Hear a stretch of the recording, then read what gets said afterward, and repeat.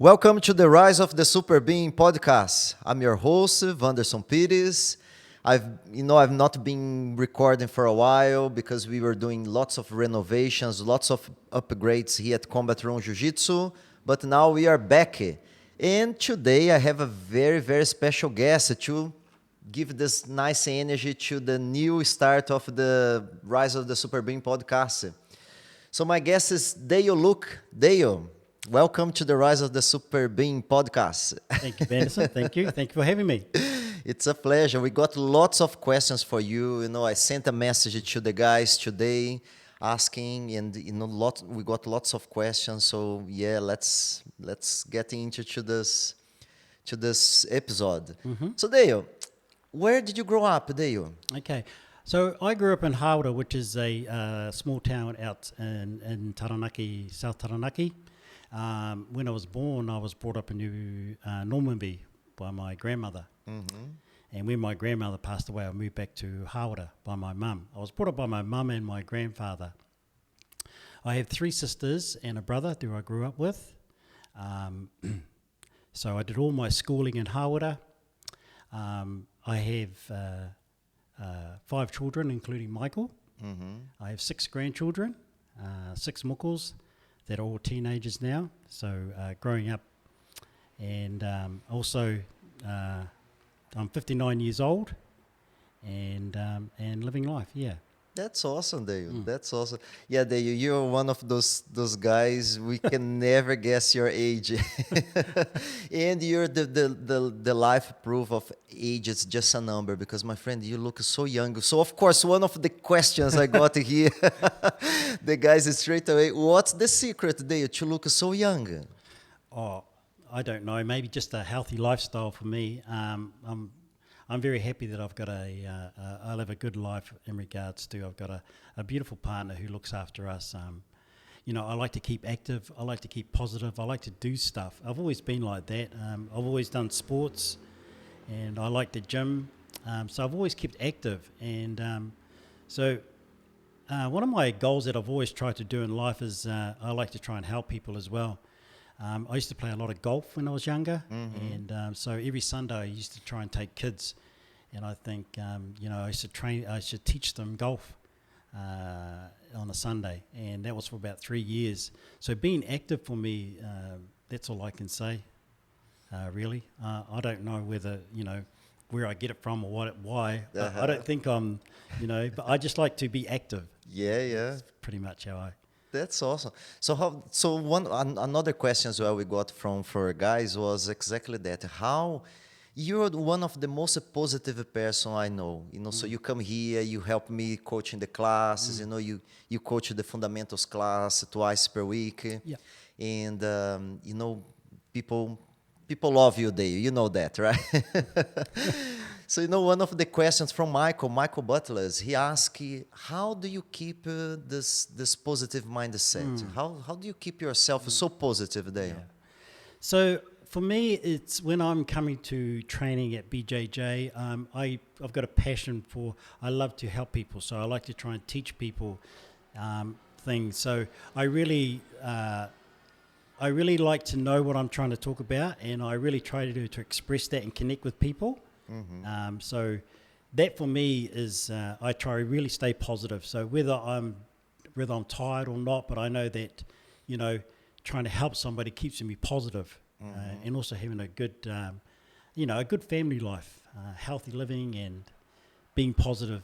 That's what keeps me positive. Is to come here knowing that I don't like to be late. I don't like to keep people waiting, and when I do teach them, I like to walk off the mat knowing that I've achieved something. So that's what keeps me positive.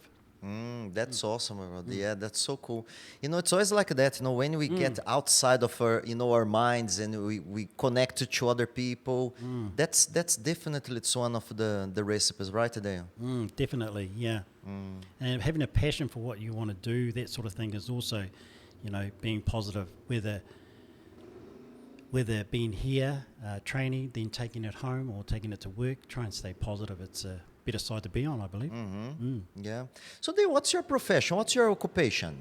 My current job is I I work for the Wellington Hospital. I work at the Wellington Hospital as a orderly trainer. And also I do another role, which is moving and handling educator. So educate staff in using equipment properly, teaching them the correct postures and when they're working with patients, all that sort of stuff. With the orderlies, we have 3 roles that we try to concentrate on when we're training them. So one is the orderly role, helping with patients, that sort of thing, helping with equipment, all that.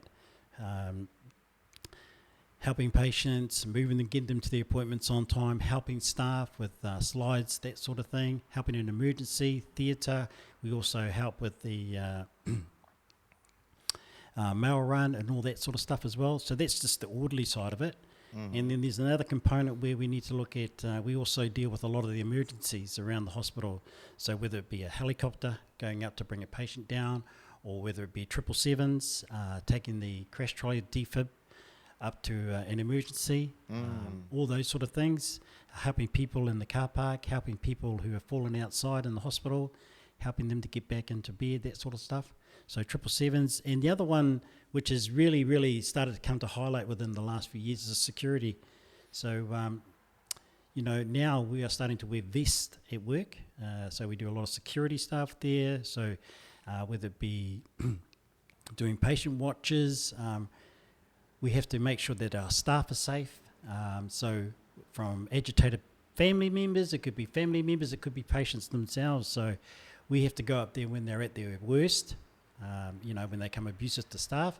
So we have to try and calm them down, de-escalate the situation. We get some training with that as well. So it's not just an orderly role anymore. It's really expanded. And so we do quite a bit, as an orderly these days. Yeah. And with the education role, so it's a matter of, I educate some of the staff in, postures, good postures when they're looking after patients with pain, that sort of thing, how to use a hoist, all those sort of stuff. A lot of equipment, new equipment. We can actually pick a patient up off the ground with a chair that we just have to push a button. It just clicks in and helps the patient get up off the floor. So all these sort of new equipments that are coming in, which I enjoy as well as teaching staff that. Oh, dude, that's amazing. That sounds amazing. Dude, by curiosity, what's 777? 777 is an emergency call. So if there's a cardiac arrest up in the ward, or if there is a patient that has fallen, that sort of thing. So what their staff do is they call a 777. If there's a security call, duress, that's what it is. A 777 comes straight to us. We need to attend it straight away, so it's the number one priority. So we take the defib up, which we take a monitor up there, and we go straight to where the accident has happened. Ah, that's so interesting. Dave, has any story has touched you in some way? The ones, remember? Yeah, the ones that stick in my mind is a couple with the helicopter, helicopter crash. There was one where, we had to go up to the helipad to take a patient down, but they didn't make it. Just things like that, supporting family, that sort of thing. So, yeah, it does have its downsides in that sort of respect. So there's a couple that I do remember, but yeah, it's quite sad sometimes. But yeah, we just have to do the best we can. Yeah. Oh, Dave, that's so awesome. That's super cool, my brother. So, Dave, let's talk a little bit about, of course, jiu-jitsu. So, how did you start jiu-jitsu? Why did you pick jiu-jitsu? Yeah, so I think it was about 2012, and Michael was just leaving college then. Michael, it's your stepson. Michael's my stepson, yeah. For the ones who doesn't know. So Michael's my stepson. We know Michael, yeah. We know Michael really well. So Michael was just leaving school, and so I thought it would be a good idea if Michael, we could do something together, do some stuff together. So I said to Michael one day, I said, is there anything you'd like to do within martial arts? And Michael thought, I said to him, would you like to do some boxing? So Michael goes, oh, yeah, I'll try that. So I went and got some gloves, and we went out in the shed, and we had to go at that. Yeah. And then Michael did some more research, and he wanted to do some Muay Thai. He wanted to do some Muay Thai, and we looked at jiu-jitsu. And so we went to a school where they did Japanese jiu-jitsu. And we did that for 2 years, Michael and I. And Michael, Oh, really? Was yeah, 2 years? yeah, it was about 2 years we did it. Wow. Yeah, and we enjoyed that, you know. Uh-huh. And then the coach then, because Michael wanted to do have a look at doing some Brazilian jiu-jitsu, and he was the one that mentioned to come to the combat room and mentioned your name. So I said to Michael, I said, should we go and have a look, Michael? And Michael said, yeah, he'd love to have a look. So at that stage, USC was taking over and that sort of thing, and Michael was starting to get more involved in martial arts.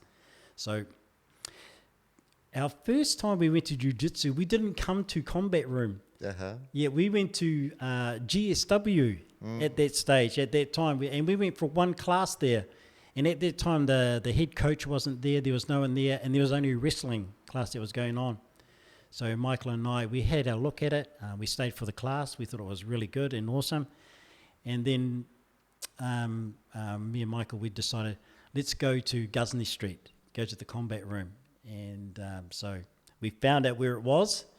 So Michael and I turned up. The first person that we met was you, Vanderson. There was you. It was Wayne.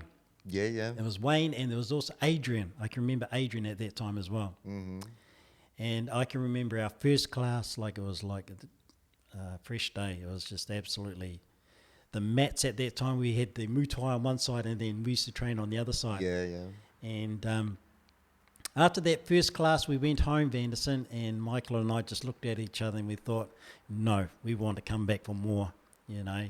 We really enjoyed it, and I can safely say now that I still feel the same way now as I did then. So, you know, we just loved it, and we just kept coming for it. You know, we just kept coming back and learning and training.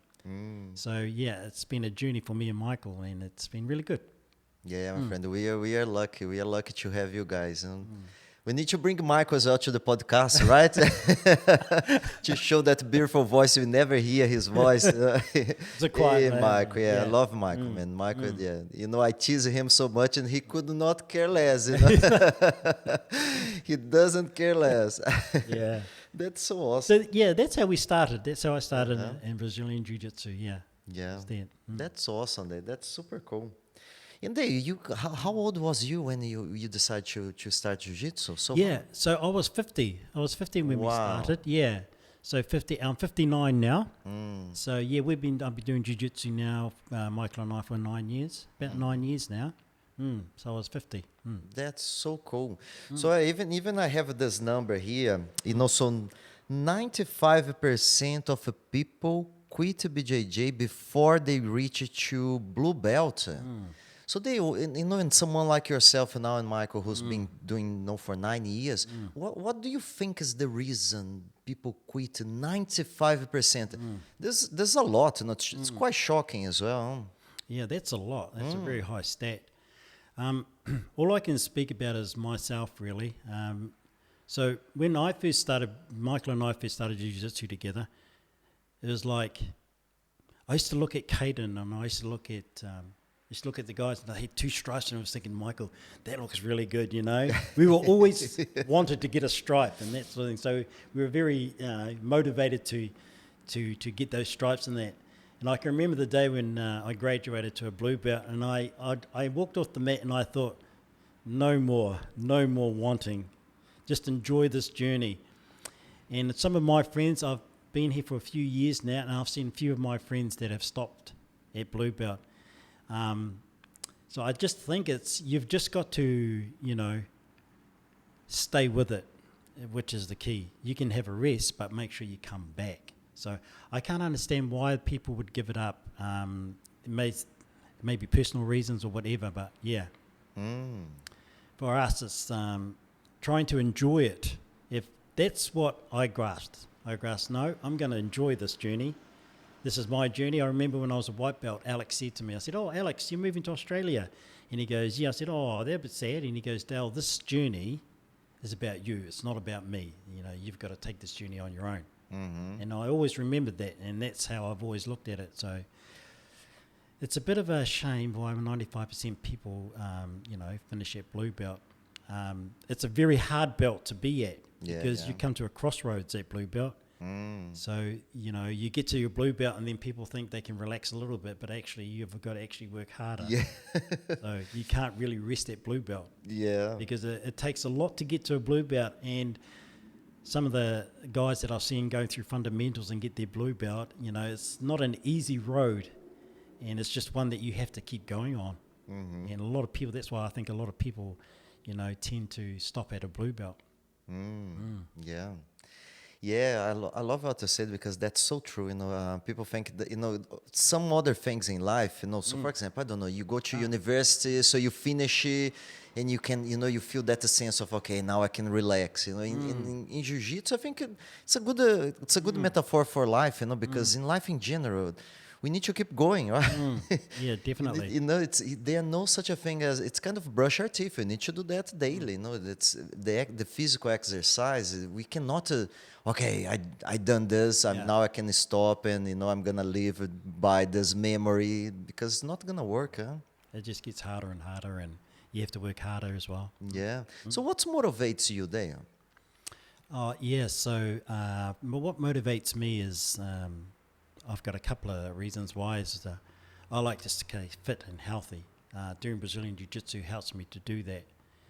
I love the flexibility that comes with Jiu-Jitsu, so that motivates me as well. And I've also got me and Michael started together, so that motivates me. You know, me and Michael together, we've always done this road together. So being healthy, also Vanderson, the culture that you have set in our club. I love this culture. It's a family environment. There's no egos.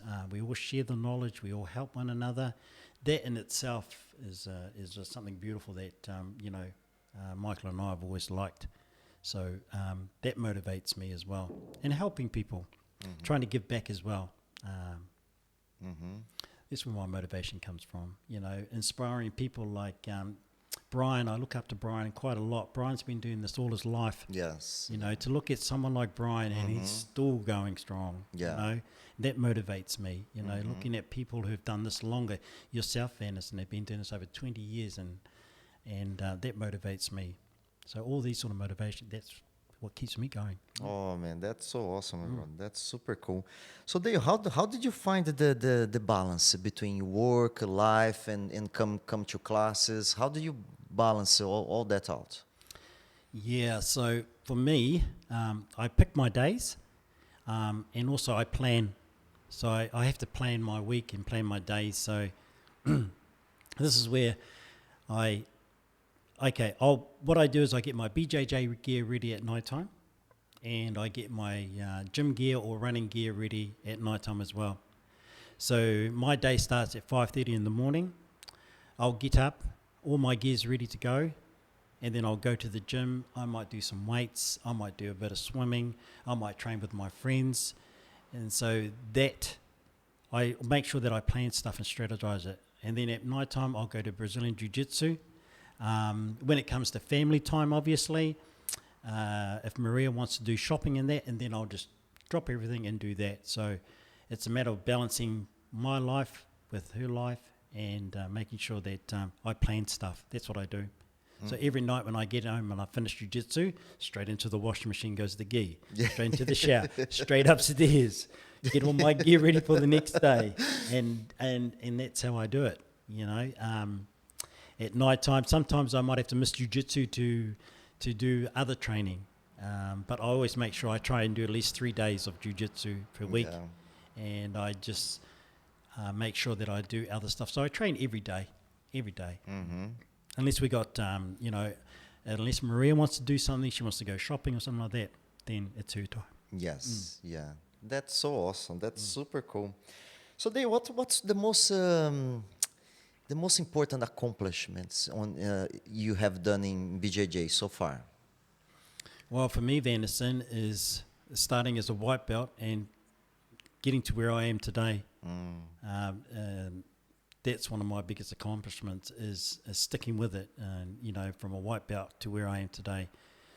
So learning, also, you know, helping with the fundamentals classes, that sort of thing, giving back to some of the students and helping them on their journeys, watching them go through their own journeys. So yeah, for me, it's coming back day after leaving us so much sweat on the mats, and I think that's a big accomplishment for me, is just keep going and just keep coming back, and that and with the motivation, That's awesome. Yeah.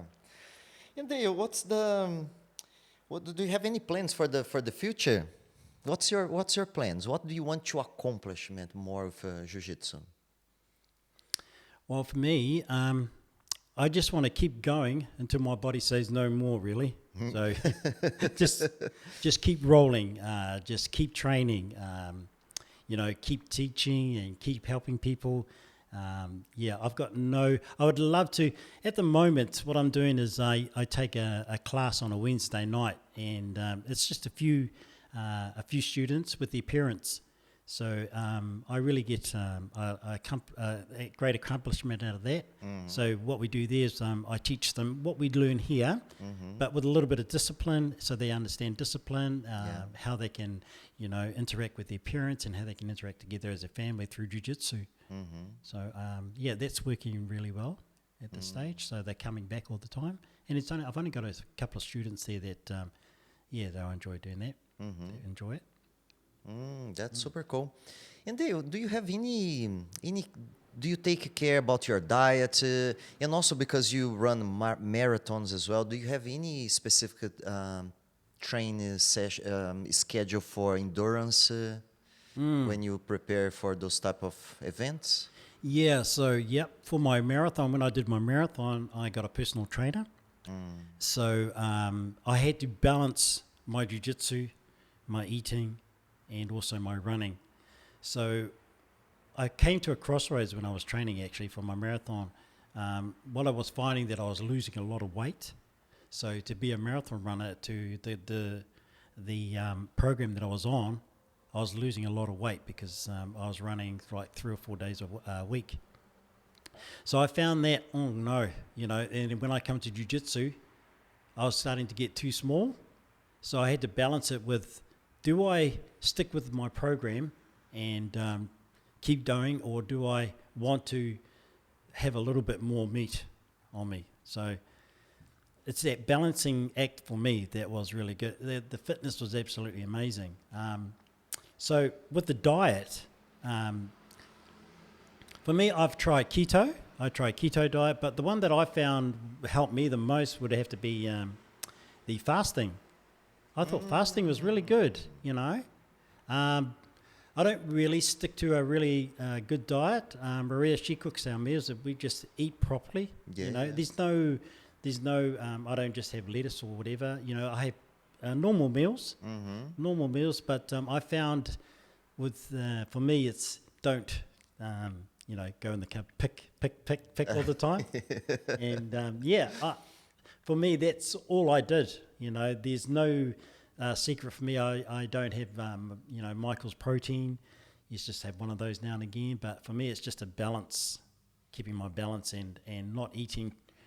So not eating sugar. I found that really, really helpful. I just sort of stick to normal meals. That's what I think. But the training is the one.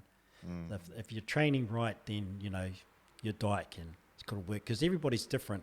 Everybody's different, I believe, in how they eat and how they train. Yeah. That's super cool. That's awesome. So Dale, if you could go back to, 20 years back and give advice to yourself, the young Dale, what advice would you give to yourself? That's a good question, Vanderson. I think for me, it would be, don't give up. I would be saying to myself, don't give up. If you're going to do something, do it to the end. That's pretty much, stay happy, always help people, and don't give up on something that you want to do. Wow, that's awesome. That's super cool.